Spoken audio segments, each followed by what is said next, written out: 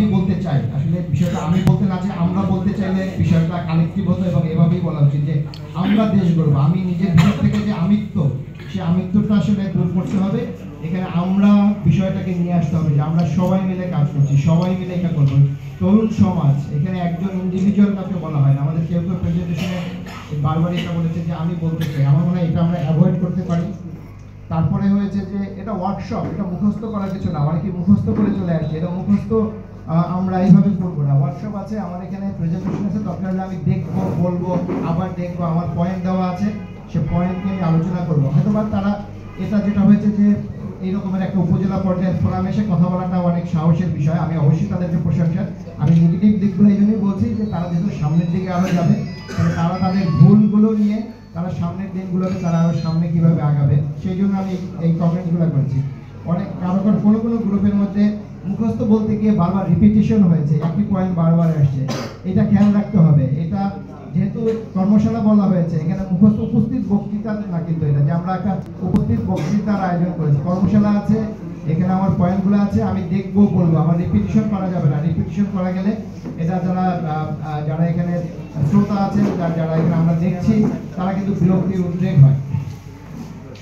এটা একটা বিষয় আছে। আর হচ্ছে আমরা অনেকেই শুধু সমস্যাগুলো বলেছি, আমরা সমস্যার সমাধানে ছিল বা সমস্যার সমাধানে কি করণীয় সেই জিনিসগুলো আমরা বলি, আমাদের বেশি বলার দরকার ছিল না। আমরা একটা সমস্যা বলবো, সেই সমস্যা আমরা অনেকেই সমস্যা জানি। এখানে যে যারা বসে আছি, আমাদেরকে যদি আজকে এখন সমস্যা লিখতে দেওয়া হয় যে সমস্যা লিখবো, মনে হয় 10, 15, 20 পাতা আমরা সমস্যা লিখে ফেলতে পারবো, তাই না? কিন্তু আমরা যদি বলি যে এই সমস্যার সমাধান কি, তখন কিন্তু সমাধানটা অনেক জটিল একটা বিষয়। কারণ আমরা সমস্যা জানি, দুর্নীতি একটা বড় সমস্যা, দুর্নীতির বিরুদ্ধে এই সমস্যার সমাধান আমরা কিভাবে করব, এটা কিন্তু এখানে খুব একটা এই ফোরামে আলোচনা হয় না। আমি একটা জিনিস বলি যে আমি জেলা প্রশাসক হিসেবে আমার কাছে মিনিমাম মোর দ্যান 500 লোক গিয়েছে স্কুলে ভর্তির তদবির করতে। তা আমি যদি এই তদবির শুনি, এটা কি করাপশন না? কারণ মেরিটরি আছে, একজনকে বাদ দিয়ে আমি আপনার রিকোয়েস্ট অনুযায়ী ভর্তি করলাম, তাহলে আপনি কেন গেলেন আমার কাছে? তার মানে হচ্ছে দুর্নীতি শুধু সরকারি কর্মকর্তারাই করে না, এর সাথে কিন্তু সহযোগী যারা এই সুবিধাটা নিচ্ছে সেও কিন্তু এটা সহযোগী। অথবা এটা মনে করতে হবে, বিশেষ করে তরুণ সমাজ যারা আছে তারা ধারণাই করে, অথবা একটা অনেকের মধ্যে ধারণা আছে যে সরকারি কর্মকর্তা মানে দুর্নীতিবাজ, সরকারি অফিস মানে দুর্নীতির আড্ডা। কিন্তু এই বিষয়টা খেয়াল রাখতে হবে যে এই দুর্নীতিতে কারা সহযোগী হিসাবে কাজ করছে, কে সুবিধা নিচ্ছে। হ্যাঁ, আমি বলবো না যে সব সরকারি অফিস একদম ধর্মশীলতা ভালো হয়ে গেছে, তা কিন্তু না। কিন্তু যারা ভালো কাজ করতে চায় তারা কিন্তু ভালো কাজ করতে পারে না এই ধরনের চাপের কারণে, প্রেশারের কারণে। আমি যেটা বললাম যে সরকারি হাই স্কুলে ভর্তির জন্য আমার কাছে মোর দ্যান 500 হবে, এরকমের বিভিন্নভাবে আবেদন। এবং শেষ পর্যন্ত আমাকে আমার সামনে বসে একজন হুমকিও দিয়েছে যে আমি যদি দেশ স্বাধীন না করতাম আপনি এখানে বসতে পারতেন না, আমার কথা কেউ শুনছেন না কেন? এটা এখনকার আমার এই মাসের কথা বললাম, এই জানুয়ারি মাসে, মানে সে ভর্তির জন্য তদবির করছে, আমার কাছে কয়েকবার গিয়েছে, আমি গাইডলাইন করে কিনা, তিনি আমার কাছে কয়েকবার গিয়েছেন। লাস্ট পর্যন্ত তিনি এটাও বলেছেন যে দেশ যদি স্বাধীন না করতাম তাহলে আপনি এই চেয়ারে বসতে পারতেন না, এখন আমার কথা শুনছেন না, আমরা ভোট বলছি। তো বিষয়টা এরকমের যে দুর্নীতির বিষয়টা কিন্তু অনেক বড় বিষয়, রন্ধে রন্ধে চলে গেছে। আজকে যারা ছাত্র আছেন এখানে বা আমরা যারা আছি, আমরা অনেকেই ছেলে মেয়েদের বয়স কমিয়ে ভর্তি করেছি। আমার ছেলেমেয়েরা কি কখনো বলেছে যে বাবা তুমি কেন বয়স কমিয়েছো? আমার যা এক্সাক্ট বয়স, সেই বয়সেই আমি পড়াশোনা করতে চাই। আজকে আমার উপস্থিত এখানে যারা আছে, আমি বলবো সবাইকে বাসায় গিয়ে তার বার্থ সার্টিফিকেট চেক করা এবং নিজের বার্থডে চেক করা, যে আমার অরিজিনাল বার্থডে কবে, আর আমার স্কুলের টিচার অথবা বাবা গার্ডিয়ান আমাকে কমিয়ে দিয়েছে সুবিধা নেওয়ার জন্য। তার মানে হচ্ছে আমার শুরুটাই হয়েছে অনৈতিকতার মধ্যে দিয়ে। আমাদেরকে এগুলো খেয়াল রাখতে হবে। দুর্নীতি যারা করছে, আমার সন্তান যদি আমাকে জিজ্ঞেস করে যে বাবা এটা ছাত্রদের মধ্যে থেকে এই প্রশ্নটা আসছে, আমি শুনেছি আমাদের আমি মাগুর আসার পরে কোনো একজন ছাত্র সমাজে বলেছেন যে আজকে থেকে কোনো একটা ফোরামে আমি ছিলাম, যে আজকে থেকে আপনাদেরকে জিজ্ঞেস করবেন ছাত্রদের বিষয়ে যে আপনার বাবার ইনকাম কি, কোন সোর্স থেকে ইনকাম হয়। তো আমরা সবাই যদি এইভাবে সচেতন থাকি তাহলে কিন্তু দুর্নীতি দূর করা যাবে। আমরা অনেকেই দুর্নীতির কথা বলি, শিক্ষা নিয়ে অনেক কথা বলা হয়েছে। শিক্ষার বিষয়ে যেটা হয়েছে যে আমাদের প্রিন্সিপাল মহোদয় যে কথা বলেছেন, আমি তার সাথে সম্পূর্ণ একমত। আসলে শিক্ষা ব্যবস্থার মধ্যে হচ্ছে যে আমরা যদি মেধাবী শিক্ষক নিয়োগ করতে না পারি তাহলে কিন্তু শিক্ষা ব্যবস্থার আমূল পরিবর্তন হবে, এবং মেধাবী শিক্ষকের মাধ্যমেই কিন্তু আসলে এই পরিবর্তনটা আসে যাবে। যেমন আমি ব্যক্তিগতভাবে আমি বিশেষ কনফারেন্সের জন্য একবার প্রস্তাব করেছিলাম যে শিক্ষকদের জন্য আলাদা বেতন কাঠামো করতে হবে, তাদের জন্য এমন একটা বেতন দিতে হবে যেখানে মেরিটোরিয়াসরা আসতে চায়, তাদের আগ্রহ থাকতে হবে যে এই পেশায় গেলে আমি একটা উচ্চ বেতনে আমি চাকরি পাবো, যেটা অন্য যে কোনো বেতন, অন্য যে কোনো সার্ভিসের চেয়ে আলাদা। তাহলে আমি কি যে আমরা মেরিটোরিয়াস শিক্ষক যদি এখানে নিয়ে আসতে পারি, তাহলেই আমরা আস্তে আস্তে পর্যায়ক্রমে আজকে থেকে আমরা যারা এখানে এই বসে আছি আমরা বাবা মার কাছ থেকে যতটা পারিবারিকভাবে যতটা শিখেছি ঠিক ততটাই আবার স্কুল থেকে আমাদের প্রাতিষ্ঠানিক শিক্ষা হয়েছে। কিন্তু এই শিক্ষার মাধ্যমে আমাদের নীতি নৈতিকতা সবকিছু আসলে বিদ্যালয় থেকে বা শিক্ষা প্রতিষ্ঠান থেকে আমরা অর্জন করেছি।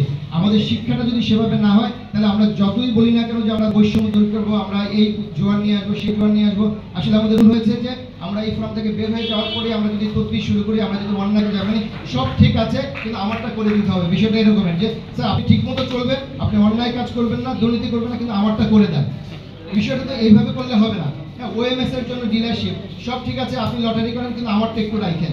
এইভাবে যদি আমরা চিন্তা করি তাহলে তো আসলে মানে হচ্ছে না। তার মানে হচ্ছে যে আমার নৈতিকতা, আমার নীতি, আমার আদর্শ থেকে আমি বিচ্যুত হয়ে গিয়েছি। সেই আদর্শ থেকে বিচ্যুত হওয়ার জন্য যে মূল যেটা হচ্ছে শিক্ষা প্রতিষ্ঠান, এখানে অনেক বেত্রাঘাত করার কথা বলেছে। আসলে একটা হাইকোর্টের একটা নির্দেশনা আছে। আমার মনে হয় এই ফোরাম থেকে যদি এইভাবে আসে, তরুণদের যদি বলে যে না টিচারদের আগে যেটা হয়েছে যে আমরা সবাই জানি যে আগে যেটা ছিল, যেমন আমি ব্যক্তিগতভাবে আমি শিক্ষকদের হাতে মানে অনেক মার খেয়েছি এরকমের যে মানে ম্যাথ পারি নাই বা ম্যাথের কারণে যেটা হয়েছে অনেক মার খেয়েছি, কিন্তু তখন গার্ডিয়ানরা কিন্তু গিয়ে অভিভাবকরা কিন্তু গিয়ে শিক্ষকদের জবাবদিহি করতো না। আজকে কোনো শিক্ষক যদি একটা বাচ্চার হাত যদি একটু খোলা থাকে, কালকে গিয়ে ওই অভিভাবক শিক্ষকের কাছে জবাবদিহি করবে আমার বাচ্চাকে কেন মেরেছে।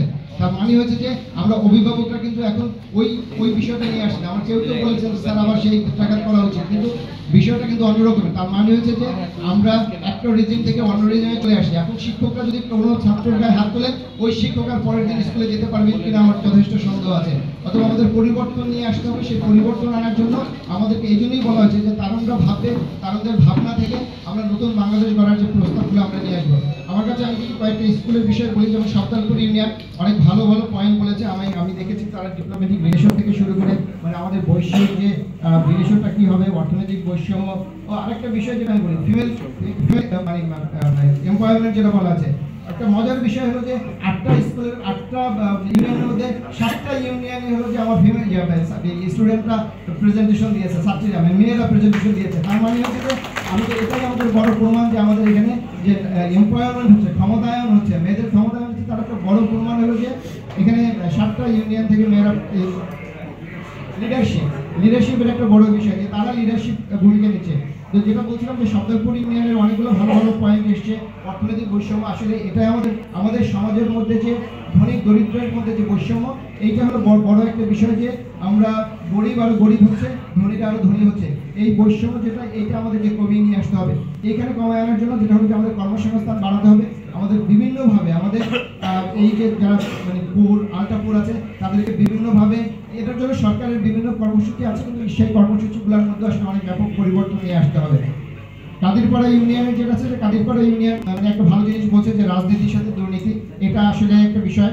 তারপর হচ্ছে সংবাদপত্রের স্বাধীনতার কথা বলা হচ্ছে, যেটা আমরা দেখেছি লাস্ট 15 ইয়ার্সে আসলে সংবাদপত্র এমনকি মানে 5 তারিখের আগ পর্যন্ত, 5 তারিখের সকাল পর্যন্ত হয়েছে যে এক রকমের নিউজ ছিল। 5 তারিখ আমি নিজে দেখেছিলাম, আমি ওদিন অফিসে যাইনি, বাসায় বসে মানে ছিলাম, টিভি দেখতেছিলাম যে এই মানে 12টা 1টা থেকে একটা মানে 12টা থেকে বোধ হয় 12টার সময় টিভির সামনে বসছিলাম। 12টা থেকে 12টা থেকে দেখলাম 1টা 1:30 পর্যন্ত একরকম নিউজ, জাস্ট 2টা থেকে নিউজগুলো চেঞ্জ হয়ে গেছে। যেই মিডিয়াগুলো ঠিক 1:30 পর্যন্ত একরকমের নিউজ দিয়েছে, 1:30টার পর থেকে তারা অনেক রকমের তারেক রহমানের ছবি কোনোদিন দেখেন, জাস্ট 2টার সময় দেখলাম যে তারেক রহমানের ছবি দেখানো শুরু করেছে মানে অনেকগুলা নিউজ চ্যানেলে। তো সেটা বললাম যে যারা এরকমের মানে নিউজগুলো, আমরা সংবাদপত্রের স্বাধীনতা ছিল না আসলে, যে কারণে হোক না কেন তারা স্বাধীনতা ভোগ করতে পারেনি। সংবাদপত্রের স্বাধীনতার কথা বলা হয়েছে। নাকল যেটা বলেছে, নাকল পুরোটাই চিকিৎসার উপরে করেছে, বেশ ভালো। তারা চিকিৎসার উপরে তাদের অনেকগুলো পয়েন্ট ছিল। কিন্তু একটা জিনিস আমি বলি, চিকিৎসা নিয়ে যদি আমরা চিন্তা করি যে সব ডোর টু ডোর হসপিটাল করা যাবে না, এটা কোনো দেশেই সম্ভব না। আমাদের দেশে আমাদের 17 কোটি মানুষ আছে। 17 কোটি মানুষের জন্য আমরা কি হয়, আমরা হসপিটাল যেভাবে করেছি সেই হসপিটালে দেখা যায় যে মানুষের সংখ্যা বেশি থাকার কারণে স্বাস্থ্যসেবা বিঘ্নিত হচ্ছে। কিন্তু আমরা যদি উন্নত বিশ্বে লক্ষ্য করি তাহলে দেখা যাবে যে যেমন ধরুন অস্ট্রেলিয়ার কথাই যদি বলি, অস্ট্রেলিয়া এত বড় একটা দেশ এবং সেখানে ছড়ানো ছিটানো মানুষ, তাদের জন্য সবার জন্য কিন্তু ডোর টু ডোর হসপিটাল। কারণ হচ্ছে ধরেন একটা গ্রামে মানুষ আছে 100, সেই 100 গ্রামের জন্য একটা ধরেন এইরকম একটা উপজেলায় মানুষ আছে 100 বা মানে 200, সেই 200-এর জন্য তাদের একটা হসপিটাল করা সম্ভব না। তারা দেখা যায় যে এদেরকে লম্বা রাস্তা ড্রাইভ করে গিয়ে তাদের হসপিটালে সেবা নিতে হচ্ছে। তার মানে হচ্ছে যে সমস্যাটা থাকবে। এটা আসলে যেটা হচ্ছে যে আমাদের শিক্ষা ব্যবস্থাতে স্বাস্থ্য অনেক কিছু ঢুকাতে হবে, যেটা হলো যে আমরা যেন মানে ছোটোখাটো রোগ মানে ফার্স্ট এড যেটা বলি, এইসব জিনিসগুলো যেন আমরা নিজেরা এবং আমরা যেন সচেতন থাকি। যেমন আমরা দেখেছেন যে করোনার সময়, কোভিডের সময় কি হয়েছে, এত রোগীর চাপ বেড়ে গেছে, আমরা তখন কি হয়েছে যে ঘরে ঘরে আমরা চিকিৎসা নিয়েছি। আমাদেরকে সেইভাবে চিকিৎসাটা শেখানো হয়েছিল যে তোমরা প্রাথমিক কেয়ারটা, ট্রিটমেন্টটা তোমরা যেন ঘরে নিতে পারো, তোমাদের জন্য হসপিটালে যেতে না হয়, আইসিইউর বেডের স্বল্পতা আছে। তার মানে হয়েছে যে আমাদেরকে এখানে পরিবর্তন আনতে হবে, যাতে আমরা প্রাথমিক স্বাস্থ্য সেবাটা আমরা নিজেরা ট্রিটমেন্ট করতে পারি, বা আমরা কিভাবে সুস্থ থাকতে পারি যাতে এই সব রোগ শোক থেকে আমাদের হসপিটালে যেতে না হয়। আরেকটা হলো যে হসপিটাল যেটা আছে সেটা হলো যে আমরা যখনই কোনো একটা সামান্য সর্দি কাশি জ্বর হয়, আমি একদম প্রফেসরের কাছে চলে যাই। এটা আসলে প্রফেসরের কাছে যাওয়া যাবে না। আমার নিকটস্থ যিনি ইউনিয়ন পরিষদে ওখানে যে স্বাস্থ্যসেবা কেন্দ্রে যিনি একজন মেডিকেল অফিসার আছেন, আমাকে তার কাছে যেতে হবে। তার সেই রোগে যদি ওনার ট্রিটমেন্টে যদি আমি ভালো হয়, ডায়াগনোসিস করে যদি বের হয় যে না আমাকে একজন প্রফেসরের কাছে যেতে হবে, তখন আমি প্রফেসরের কাছে যাবো। আমাদের এই সিস্টেমটা, রেফারেল সিস্টেমটা এখনো আসলে ডেভেলপ হয়নি। সেই কারণে আমরা কি হয় যে আমরা আইদার সবাই আমরা এসের কাছে চলে যাই, মানে বড় বড় হসপিটালে চলে যাই, সেখানে রোগীর ভিড় বেশি। আবার দেখা যায় অনেক হসপিটালে আছে যেখানে রোগীর সঙ্গে সঙ্গে ডাক্তার বসে আছেন। এই রেফারেল সিস্টেমটা না হওয়ার কারণে আমাদের স্বাস্থ্যসেবাটা এখানে ঠিকভাবে হচ্ছে না। তারপরে শ্রীকোলের যেটা বলা হয়েছে, শ্রীকোল ইউনিয়নের মাদক আমদানি আসলে করা হয় না। মাদক এটা অবৈধভাবে আসে। সরকার এখানে মাদক আমদানি করে না। হ্যাঁ, কিছু মানে কম্পোনেন্ট আছে, যেমন প্যাথেড্রিন, এটা ট্রিটমেন্টের জন্য আনা হয়, সেটা এখন অবৈধভাবে ব্যবহার হয় মাদক হিসেবে। কিন্তু এটা কিন্তু চিকিৎসার জন্য দরকার। এবং এটা বলা আছে যে যারা লাইসেন্সধারী আছেন, মাগুরাতে বোধহয় 2টা প্রতিষ্ঠান আছে, লাইসেন্স আছে, একমাত্র তারাই বিক্রি করতে পারে। তার বাইরে অন্যরা যদি কেউ বিক্রি করে সেটা অবৈধভাবে বিক্রি হচ্ছে। তবে আমরা এটা খুব কড়াকড়ি করছি যে যিনি কিনবেন, মানে যার কাছে বিক্রি করা হবে, সেটা যেন অবশ্যই মেডিকেল অফিসারের মানে স্বাক্ষর থাকে, সেই রকমের প্রেসক্রিপশনের প্রেক্ষিতে তার কাছে যেন বিক্রি করা হয়। তো যেটা হলো এরকমের যে আসলে এগুলো সবই হলো যে মানে মাদক কখনো আমদানি হয় না, এটা অবৈধভাবে মার্কেটে চলে যায় বা বিভিন্ন কারণে যায়, সেটা নিয়ে কাজ করা হচ্ছে। কিন্তু আমি বলবো যে আসলে একটা জিনিস আপনাদের খেয়াল করতে হবে যে প্রত্যেক ব্যক্তির জন্য একজন করে পুলিশ দেওয়া সম্ভব না, প্রতিটা মানুষের জন্য কিন্তু একজন করে আইন শৃঙ্খলা বাহিনী দেওয়া সম্ভব না। এটা উন্নত বিশ্ব দেখেন আর আমাদের মতো মিডল ইনকাম কান্ট্রি বা অনুন্নত দেশ দেখেন। এটা হচ্ছে যে মানুষকে সচেতন হতে হবে। আপনার এলাকায় মাদক হচ্ছে, আপনি সাথে সাথে ইনফরমেশন দেন, 999-এ ফোন করেন, বা আমাদের মাদক নিয়ন্ত্রণে বলেন যে এখানে মাদক সেবন হচ্ছে, তারপরে তারা ব্যবস্থা নেবে। এখানে ডোর টু ডোর আসলে এইভাবে আইন শৃঙ্খলা বাহিনী দিয়ে বা কোনোভাবেই এরকমের সবার জন্য এর নিরাপত্তার বিধান বা মাদক নির্মূল করা এইভাবে সম্ভব হবে না। তারপরে বলা হয়েছে যে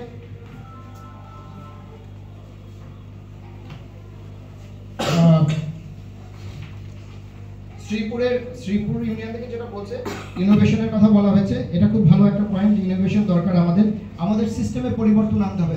নতুন সিস্টেম যদি আমরা চিন্তা করি, আপনারা দেখেন যে আমরা যেসব ক্ষেত্রে ডিজিটালাইজেশনের ব্যবহার মানে নিয়ে এসেছি, সেই সব ক্ষেত্রে কিন্তু করাপশন আস্তে আস্তে কমে গিয়েছে।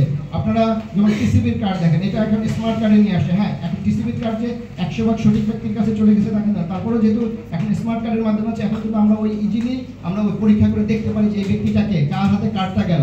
তো যত ডিজিটালাইজেশনের আমরা ব্যবহার বাড়াবো, তত সমাজ থেকে কিন্তু করাপশন কমবে, দুর্নীতি কমবে। গাছ কাটা যাবে না তা কিন্তু না, গাছ আসলে কাটতে হবে, কিন্তু পরিকল্পিতভাবে কাটতে হবে। গাছ কাটার নিয়ম দেওয়া আছে, সেই অনুযায়ী কিন্তু আপনার পরিবেশ সংরক্ষণের জন্য গাছ কাটার যেমন প্রয়োজন আছে, নতুন গাছ লাগাতেও হবে। আমরা যদি শুধুমাত্র গাছ কাটা বন্ধ করি তাহলে এই সমস্যার সমাধান হবে না। গাছ কাটতে হবে, কিন্তু সেটা যেন পরিকল্পিতভাবে কাটে এবং পরিবেশ সংরক্ষণের বিষয়টা দেখে। আমরশাহী ইউনিয়ন মেধাবী শিক্ষক নিয়োগের কথা বলেছে। মেধা পাচার আর একটা বড় বিষয় এখানে বলেছে। আসলে মেধা পাচার যেটা হয়েছে যে আমরা সবসময় এখানে একটা বিষয় বলি যে আমি দেখেছি যে আমরা বন আমরা খুব উচ্চাকাঙ্ক্ষী। আমরা বিদেশে আমাদের প্রচুর লোক চলে যায়, বিশেষ করে কর্মসংস্থানের জন্য যায়। তারা এমন হয়েছে যে আমি দেখেছি যে অনেকের সাথে কথা বলে, সেটা হলো যে তার জানেও না যে ওখানে গিয়ে কী করবে, কিন্তু বিদেশে যাওয়ার একটা ভিসা পেয়েছে বা কোনোভাবে একটা দালালের মাধ্যমে কোনো রকমের একটা যোগাযোগ হয়েছে, সে কিন্তু ইজিলি চলে যাচ্ছে। সে জানে না যে ওখানে গিয়ে কী কাজ করতে হবে। তারা মনে করে যে বিদেশে গেলেই কিছু না কিছু করা যাবে, এবং আমাদের দেশে প্রচুর লোক প্রতারিত হচ্ছে। আমাদের যে রিক্রুটিং এজেন্সি আছে বা যে ম্যানপাওয়ার বিজনেস যারা করে, তাদের মাধ্যমে আপনারা চলে যায়, কিন্তু সে সঠিকভাবে জানার চেষ্টা করে না, এবং তারা ধরে নেয় যে বিদেশে গেলে মনে হয় সব কিছু মেশিনের মধ্যে করা হয়। আসলে কিন্তু সব কাজ মেশিন। যেমন তারা অনেকেই কৃষি মানে ভিসাতে যায়, এগ্রিকালচার ভিসায় যায়, তারা মনে করে যে বিদেশে গিয়েছি সব তো মেশিনে করে ফেলবে। ওখানে মেশিন, ওখানে কষ্ট আরও অনেক বেশি। আমাদের দেশে থেকে যা কাজ করা যায় ওখানে কিন্তু কষ্ট অনেক বেশি করতে হয়, কিন্তু তারপরে তারা মনে করে যে বিদেশে যাচ্ছি, আমার এখানে ওভারটাইম আছে, এইটা আছে, সেইটা আছে। এবং ওভারটাইমের বিষয়টা বলি, আসলে ওভারটাইম কিন্তু কোনো কোম্পানি থাকতে পারে, নাও থাকতে পারে, কিন্তু আমরা ধরে নিই যে আমার ওখানে বেতন পাবো, ওভারটাইম পাবো, এই অ্যালাউন্স পাবো, সেই অ্যালাউন্স পাবো, নিয়ে আমি অনেক টাকা পাবো। আসলে যখন বিদেশে যায় 5 লাখ 7 লাখ টাকা খরচ করে যায়, সেখানে গিয়ে একটা সমস্যা। এইখানেও একটা বিষয় আছে, এই যে 5 লাখ টাকার কথা যেটা বললাম, এইখানেও আমরা যদি সচেতন থাকি, আমরা সাইন যখন করি তখন কিন্তু সরকারের একটা নির্ধারিত ফি দেওয়া আছে। সরকারের যেমন সৌদি আরবের জন্য নির্ধারিত ফি আছে, মালয়েশিয়ার জন্য নির্ধারিত ফি আছে। সেই নির্ধারিত ফিটাই কিন্তু ম্যান পাওয়ার এজেন্সি যারা আছে তারা আমার কাছ থেকে ডিট করে স্বাক্ষর নেয়, কিন্তু তার বাইরে বাকি টাকাটা আমি ক্যাশ দিয়ে বিদেশ যাওয়ার জন্য। আমি একবারও প্রশ্ন তুলি না যে আমি ডিটে সাইন করলাম 1 লাখ টাকা, তুমি আমার কাছ থেকে 4 লাখ টাকা বা 5 লাখ টাকা নিচ্ছ কেন? আমি বিদেশ, তার মনে করে যে আমি যদি এটা বলি তাহলে তোমার বিদেশ যাওয়া বন্ধ হয়ে যাবে। তো আমাদেরকে সচেতন হতে হবে। বারবারই আমাদের কয়েকজন বলেছেন যে সচেতন হওয়ার কথা। আমরা নিজেরা যদি আমাদের রাইটস না করি, এস্টাবলিশ না করি যে আমি 5 লাখ টাকা কেন দিব, তুমি তো আমার কাছ থেকে ডিটে সাইন করছো 1 লাখ টাকা, তো যেটা হয় যে সরকারি নির্ধারিত ফি যেটা আছে সেটাই ম্যান পাওয়ার এজেন্সি যারা আছে তারা এটা স্বাক্ষর করে। যখন বিপদে পড়ে, ও যখন বাইরে যায়, বাইরে গিয়ে যখন বিপদে পড়ে, যখন ঢাকাতে ফোন করে অথবা মিনিস্ট্রিকে জানায়, তখন রিপোর্টিং এজেন্সি কি করে, ওই 1 লাখ টাকা দিয়ে সমঝোতা করে ফেলে, কিন্তু বাকি 4 লাখ টাকা তার খরচা গেল। তো এই সিস্টেমগুলোর পরিবর্তন আমি জেনেছি। আমি প্রায় আমার প্রবাসী কল্যাণ মন্ত্রণালয়ের সাথে আমার ওখানে কলিগ কাছে কথা হয়, তারা এই সিস্টেমগুলোকে আরও চেক অ্যান্ড ব্যালেন্স করার জন্য কীভাবে আরও কড়াকড়ি এনফোর্স করা যায় সেটা তারা কাজ করছে। কিন্তু আমি বলবো সাথে সাথে আমাদেরকেও সচেতন থাকতে হবে। আমরা যখন বাড়তি টাকা দিব, সেই বাড়তি টাকার সাথে তখন আমাদেরকে সেই ধরনের ওদের সাথে এগ্রিমেন্টে যেতে হবে যে হ্যাঁ আমি 5 লাখ টাকা দিয়েছি, তাহলে তুমি আমার সাথে 5 লাখ টাকার এগ্রিমেন্ট করো, আমি কেন 1 লাখ টাকার এগ্রিমেন্ট করবো। তো যাই এরপরে যেটা হয়েছে যে শিক্ষক নিয়োগ নিয়ে কথা হচ্ছে। শিক্ষকের দেখেন এখন আমাদের ইসের মাধ্যমে নিয়োগ হয়, মাধ্যমিক পর্যায়ের যে নিয়োগটা হয়েছে এনটিআরসির মাধ্যমে নিয়োগ হয়। এটার মাধ্যমে কিছুটা হলো আগের চেয়ে অনেক সিস্টেমের পরিবর্তন আনাতে আগের চেয়ে অনেক বেটার আমরা শিক্ষক পাচ্ছি, কিন্তু এখনো বিদ্যালয় প্রধান যেটা আছে সেটা আমরা স্থানীয়ভাবে নিয়ে গিয়ে আমার মনে হয় এটাও পরিবর্তন আনা যেতে পারে। আমরা যদি এখান থেকে প্রস্তাব করি এগুলো যাবে যে বিদ্যালয়ের প্রধান শিক্ষক এনটিআরসির মাধ্যমে হবে, তাহলে আমরা আরো ভালো মেরিটোরিয়াস শিক্ষক পাবো। আরেকটা জিনিস যদি আমি বলি, এখানে অনেকেই আছেন স্কুলের সভাপতি হওয়ার জন্য এত কাড়াকাড়ি কেন? কি আছে ওটার মধ্যে? দোকান ব্যবসা? আমার তো মনে হয় না যে কেউ সেবা করার জন্য ওখানে যেতে চায়, সবাই ওখানে ব্যবসা খুঁজে যে ওখানে গেলে আমি কিভাবে লাভবান হব। মানে এত মারামারি এত কাড়াকাড়ির কারণ কি স্কুলের সভাপতি হওয়ার জন্য? এর মধ্যে কি আছে? তো আমরা যারা আছি আমাদেরকে এখানে সচেতন হতে হবে যে আমরা স্কুলের সেবা, আমরা বারবারই বলি আমরা দেশ অনেক কথা বলি যেমন না এইসব ভরে গেছে, কিন্তু আমি আবার বললাম না যে আমি আবার ওই কাজ করার জন্য ওখানে যাই। আমার লক্ষ্য উদ্দেশ্য থাকে যে আমি কিভাবে লাভবান হবো। তো এই জিনিসগুলো খেয়াল রাখা দরকার, আমাদের সবাইকে সচেতন হতে হবে। দাঁড়িয়াপুর ইউনিয়ন বলছে সার কীটনাশকের দাম কমাতে হবে। আসলে সারে কিন্তু প্রচুর ভর্তুকি দেওয়া হয়, আমরা জানি না, এখানে কিন্তু প্রচুর ভর্তুকি দেয় সরকার, কিন্তু এখানে ভর্তুকি দিয়ে দিতে পারে। তারপরে কোনো একটা স্কুল বলেছিল যে রাসায়নিক সারের ব্যবহার বন্ধ করতে হবে। রাসায়নিক সারের ব্যবহার বন্ধ করলে এটার বিকল্প কিছু তা কিন্তু আমরা বলিনি। আমরা বলতে পারতাম যে আমাদের ভার্মি কম্পোস্ট আছে বা ট্রাইকো কম্পোস্ট আছে, এগুলোর ব্যবহার বাড়াতে হবে। আমাদের যখন আমরা একটা পয়েন্ট বলবো যে এটা করতে হবে না, এটা করা যাবে না, তার বিকল্প একটা সলিউশন কিন্তু আমাদেরকে দেওয়া উচিত, না সেটা আমরা এই সমস্যার সমাধান কি করবো। অনেকগুলো পয়েন্ট আছে, যে আমি অনেকগুলো পয়েন্ট নিয়ে কথা বলেছি। তো আশা করি যে অনেক পয়েন্ট চলে আসছে। আমার যারা স্টুডেন্ট, যারা ছাত্র, এখানে তরুণ যারা আছে, তারপরে ছাত্র প্রতিনিধি বেশ ভালো কয়েকটা কথা বলছে যে বৈষম্যহীন নেতৃত্ব, আসলে সব নেতৃত্ব প্রয়োজন, সব নেতৃত্ব, সব প্রশাসন। আমার কাছে মনে হচ্ছে যে একজন যদি হয়, যে আমাদের যদি প্রধানমন্ত্রী সৎ হয়, তাহলে প্রধানমন্ত্রী সৎ থাকলে তার আন্ডারে যতজন সচিব আছেন অবশ্যই সৎ হতে বাধ্য। যতজন সচিব আছেন, প্রধানমন্ত্রী যদি সৎ হয়, তার মন্ত্রী পরিষদ অবশ্যই সৎ হতে বাধ্য। মন্ত্রী পরিষদ 40 বা 45 জন মন্ত্রী থাকেন, তারা যদি অনেস্ট হয়, তার আন্ডারে যারা সচিব কাজ করেন অবশ্যই অনেস্ট হতে বাধ্য। এবং পর্যায়ক্রমে এই নিচ পর্যন্ত যারা এটা কাজ করা সম্ভব। তার মানে আমাদের সৎ নেতৃত্ব প্রয়োজন। সৎ নেতৃত্ব যদি থাকে তাহলে আমরা অবশ্যই বাংলাদেশ করতে পারবো। লাস্ট পয়েন্টটা আমি শেষ করবো, সেটা হলো যে বৈষম্য নিয়ে আমরা অনেক কথা বলি। আমরা এটা ভাবি না বৈষম্য, আমরা সবাই আমার রাইটটা আমি এস্টাবলিশ করতে চাই। আমি চাই যে এটা আমি যেটা বলছি আমি বৈষম্য শিকার হচ্ছি, কিন্তু আমার বৈষম্যটা দূর করতে গেলে যে আরেকজন যদি বৈষম্য শিকার হয় সেটা কিন্তু আমরা ভাবি না। আমরা দেখেছিলাম যে এই সরকার ক্ষমতা আসার পরে প্রচুর আন্দোলন হয়েছে, প্রতিদিনই এক একটা গ্রুপ রাস্তায় নামছে, কিন্তু আপনি দেখেন যদি একটা করে চিন্তা করেন যে একটা গ্রুপের যদি তাদের যে তারা যে দাবি নিয়ে মাঠে নেমেছে বা রাস্তায় নেমেছে, সেই দাবি যদি মানা হয়, তার সাথে সাথে কিন্তু আরো অনেকগুলো গ্রুপ আছে যারা আবার বৈষম্যের শিকার হবে। অতএব আমরা কোনটা বৈষম্য আর কোনটা বৈষম্য না, সেই জিনিসটাও আইডেন্টিফাই করা দরকার যখন আমরা এই ধরনের বৈষম্যের বিরুদ্ধে আমরা আন্দোলন করছি অথবা বৈষম্য নিয়ে কথা বলছি। আমরা অনেকগুলো পয়েন্টই আমরা একমত, যেমন যারা এই যে আন্দোলন করেছে আমাদের তরুণ ছাত্র সমাজ, যারা জুলাই আগস্টে আন্দোলন করে এই নতুন একটি দেশ গড়েছে, তারা যে বৈষম্যের বিরুদ্ধে আন্দোলন করছে, আমি ওই বৈষম্যের কথা বলছি না, ওইটা অবশ্যই আমরা সবাই আমাদেরকে চোখে আঙুল দিয়ে দেখিয়েছে। আমি বলছি এই আন্দোলন পরবর্তী নতুন সরকার আসার পরে অনেকেই বৈষম্য নিয়ে আন্দোলন করছেন, সেই বৈষম্যের কথা বলেছি। তো দীর্ঘক্ষণ এই যে কথা আমরা শুনেছি, আমি অনেক সময় নিয়ে নিলাম।